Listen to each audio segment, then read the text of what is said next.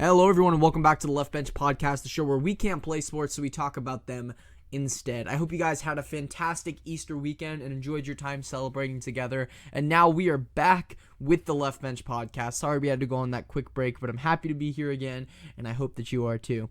Thank you to everyone who's been tuning in and keeping up to date with all the episodes. Make sure to tell your friends. This is the word of mouth thing, so make sure to get it out there. If you really enjoy the podcast, tell others about it so that this show can continue to grow.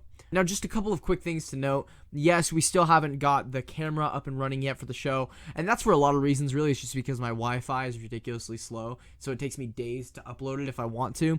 So we're going to keep working on that. Hopefully, we'll be able to figure out how to get the camera and the audio together. But something else that'll be coming up is later this week, we should have a couple of guest hosts coming on the show for the first time ever. So if you're watching this video and you're interested in being a guest host, make sure to DM me on Instagram at the Left Bench Pod, and we'll try to figure out a schedule date. Because like I said in the very first episode, I really want the Left Bench Pod to be a great community. I want all sorts of people to be able to come on the show, to be able to talk about things in the show, to listen to the show, enjoy some hot takes, and really just have a good time. So if you're interested in that, if you have a favorite team, make sure to let me know so that way I can have you on an episode to talk about that team.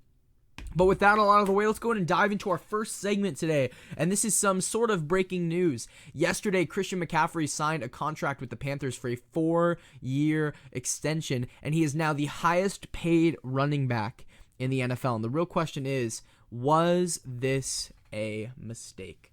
Should Christian McCaffrey really have been paid this much money? And the answer to that question, I honestly think, is yes. Because if you look at the Carolina Panthers last season, there's someone who we've talked about a couple of times on this show now. We talked about them with Cam Newton, but as I mentioned before, their organization is increasingly struggling more and more. They don't have a lot of good pieces. They've removed a lot of their players that mattered a lot on defense and on offense. They don't really have a standout quarterback besides Teddy Bridgewater.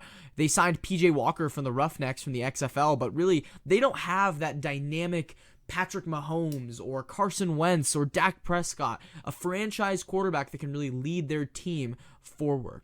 And so what they need is powerful position players. And when you look at the receiving core, honestly, they don't really have that many standouts. DJ Moore had a pretty great season last year, I'll admit that. They have DJ Moore, Curtis Samuel, and they just signed Robbie Anderson from the Jets. Now, they have a lot of kind of speedy guys, but they don't really have a Michael Thomas or a DeAndre Hopkins, someone that can really make plays, who has that jumping ability, that aggressiveness when they catch the ball. So they're kind of relying more on tools and gadget pieces to kind of get them further along and make it to the playoffs.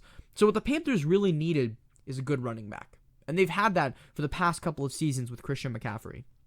He was drafted in 2017, and when you look at his rushing stats then, they weren't nearly as impressive as they were now. In 2017, he had 117 attempts for 435 yards and only 2 touchdowns. But also, when he first played that season, you noticed something about Christian McCaffrey that was really his strong suit, and that's catching. In his first season, he had 80 receptions. That's a ton of receptions for a running back to have. And on top of that, when you look at those receptions, those 80 that he actually had, he got a ton of yards. He had 651 receiving yards. He had more receiving yards in his very first season than he did rushing yards. And then you look at 2018. And in 2018, he had 219 rush attempts, nearly doubling, for more than 1,000 yards, 1,098 to be exact, and 7 touchdowns. On top of that, he continued to go up in receptions with 107 for 867 yards. And that's not even the most impressive part, because last season, Christian McCaffrey not only had 287 rush attempts for 1,387 yards, but he also had 116 receptions for 1,005 receiving yards. He had 4 receiving touchdowns, and he had 15 rushing touchdowns. Christian McCaffrey played out of his mind last season. He was undoubtedly a top 5 running back in the league. But the real question is, should he have been paid the most out of any other running back? And that's where I begin to have a problem. I do not disagree with the fact that Christian McCaffrey is a top running back and that he should have been paid a good amount of money. But should he have been paid now? No. Christian McCaffrey still had another 2 years left on his contract, and then even after those 2 years, he was still able to be franchise tagged twice, and if he started holding out, you could have started working on that contract. But the way that running backs are set up in this league, we see it all the time, especially with the Dallas Cowboys. It was a mistake to pay Ezekiel Elliott that much money. It was a bad choice made by the front office. Zeke put them in the position where he was holding out, and so they either had to pay him or let him walk. Christian McCaffrey wasn't in that position. They still had time. They still had a lot of opportunities to make that decision, but they chose to do it this early, and they chose to pay him this much money. Undoubtedly, Christian McCaffrey is a great receiving threat, and he is a great running back, but he is not the best running back in this league. But at the end of the day, he's what the Carolina Panthers need. When you look at their offense, they don't really have a lot of bright spots other than McCaffrey. What they should have done is paid McCaffrey a little bit less and started to work on their offensive line. Make that unit a little bit tighter so Christian McCaffrey can get even more production and so they can actually have a quarterback who's able to withstand the defenses that they play against. In their division, they're going to be playing a lot of tough teams from here on out. The NFC South is probably one of the most stacked divisions out of any division next year in football. They have the Atlanta Falcons, who improved all over the place. They have the Buccaneers, who are arguably Super Bowl contenders. And then you have the Saints, who literally are Super Bowl contenders. And you look at those teams that Carolina is going to be playing against, and they need a high-powered offense. Christian McCaffrey isn't going to be enough. The Panthers really have a lot of improvements necessary before they can move on and before they can really contend for Super Bowls. So at the end of the day, yes, this was a decision. It was an interesting one, but I don't think Christian McCaffrey should be the highest paid running back in this league at this point in his career after only 3 total seasons. He has improved, and he's arguably top 5 running back, but I don't think he's the best in the league. Switching gears a little bit, let's talk about the NBA. Last episode, we talked all about football, so what's going on in the NBA? Well, really nothing's going on because the season's still shut down. But something funny about that is since the season is shut down, the question is, when it restarts, are we even going to have the regular season? Most NBA analysts are saying no, that by the time the NBA season resumes, we're not even going to be worried about the regular season, and if it does resume, it'll just be playoffs. And what that means is that all of the award decisions and all of the NBA all teams have already been decided, or should have already been decided by this point. So lots of sites are running to make their decisions, and what I want to do here is give you my picks for each and every award for this year's NBA season. Starting off with Coach of the Year, this is a pretty obvious one, and that's Nick Nurse, the coach of the Toronto Raptors. Now, when you look at the Toronto Raptors, they won the championship last year. They were an amazing team. They had Kawhi Leonard leading them to victory. They had great pieces all around. But coming into this season, no one expected anything from them. They lost Kawhi, they lost Danny Green, and a couple of their star players, including Marc Gasol, haven't even got that much play time since January. The team was expected to do pretty much nothing. But yet the Raptors have been a top 3 team in the Eastern Conference. They've been playing out of their mind. They went on a massive winning streak. People were genuinely surprised. And a lot of that has to do with coaching. When you're able to take a team that has lost a star player and make those other supporting cast members into star players, it shows the pure coaching ability that your team has. Nick Nurse was fantastic at keeping the Raptors' championship hopes alive. Do I think that they're going to have any chance at winning if the playoffs resume? No, I don't believe so. But I do think they could make it out of the first round, and I think they could genuinely make a playoff run, maybe even making it to the conference championship, but I think at the end of the day, they're either going to lose to the Bucks or the Celtics. They're not going to be able to make it all the way through. But moving on, let's talk about the MVP. Now, I mentioned this in the first ever episode, but that's easily Giannis Antetokounmpo. If you want to hear more about that, go back and watch the first episode, but he's just been so dominant on both sides of the ball. Offense, defense, he's been incredible, out of his mind. Most improved player. This one's an exciting one for me, and that's Bam Adebayo. I love Bam Adebayo. He's one of my favorite players in the league because he's such an interesting story. Last year, people knew almost nothing about him. He was just kind of a gadget player in the Heat. He didn't really do a lot. He wasn't really that great. And then this season, he's an all-star out of nowhere. He played great this season. The Heat actually had a pretty good trio with him, Jimmy Butler, and Kendrick Nunn. They all played great. They even had rookie Tyler Hero, who was kicking butt on that team as well. But the real question is, with Bam, is he going to be able to keep this level of production? And honestly, that's where things get a little iffy for me. But for the Most Improved Player award, Bam definitely deserves it. He definitely played harder this year and improved a lot from last year. People have been saying that Luka should win this award, but honestly, he was amazing last year and he's been amazing this year. There hasn't really been that big of a jump. But moving a little further into Rookie of the Year, this one is the easiest by far, and that's Ja Morant. Anyone who says Zion Williamson should win this award is out of their mind. Ja Morant has been incredible this season. The Grizzlies have been one of the most irrelevant franchises in NBA history, and Ja Morant actually managed to lead them to the playoffs this season.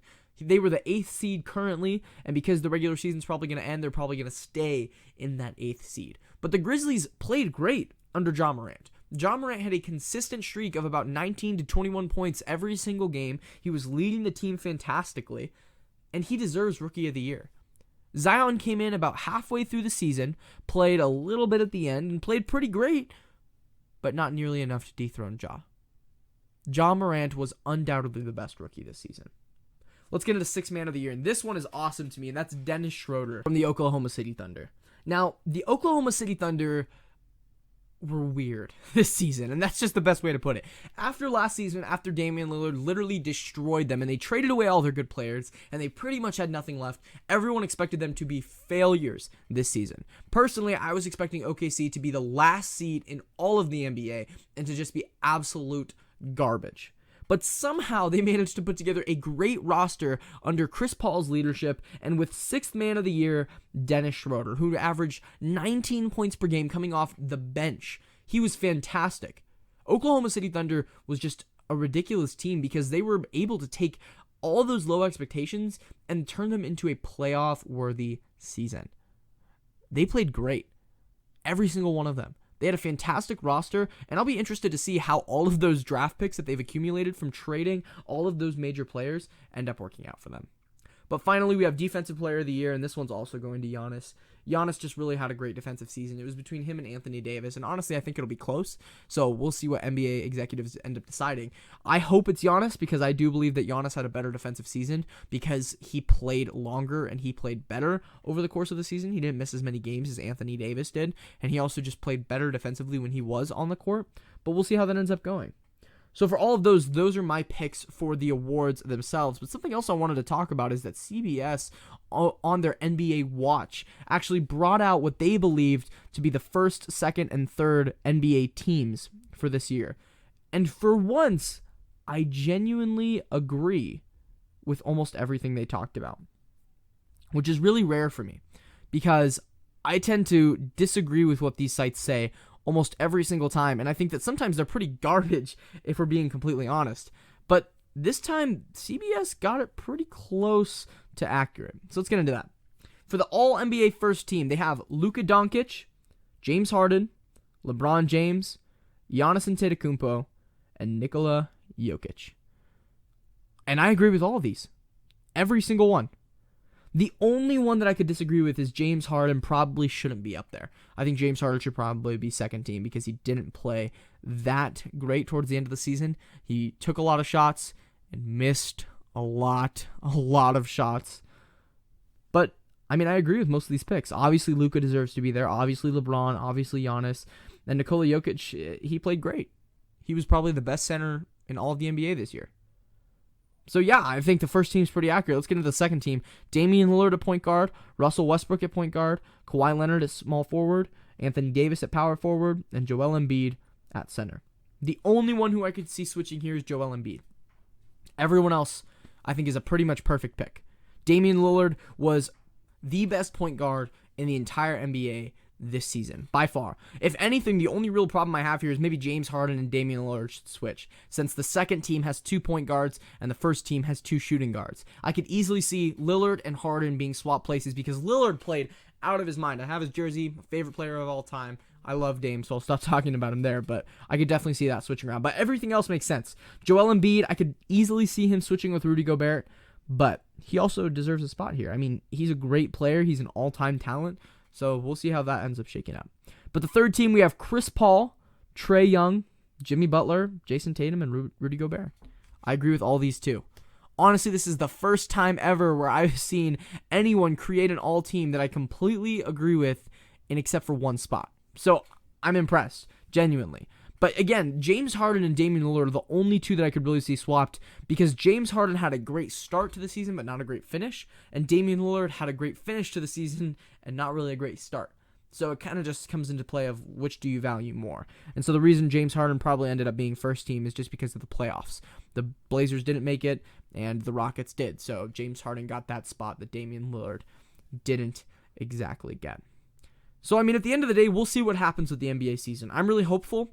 I think that at least the playoffs should resume. And if so, I've already talked a couple of times about what I believe will happen, but it'll be interesting to see if these players actually get recognition through the award system, or if awards are just completely foregone this season.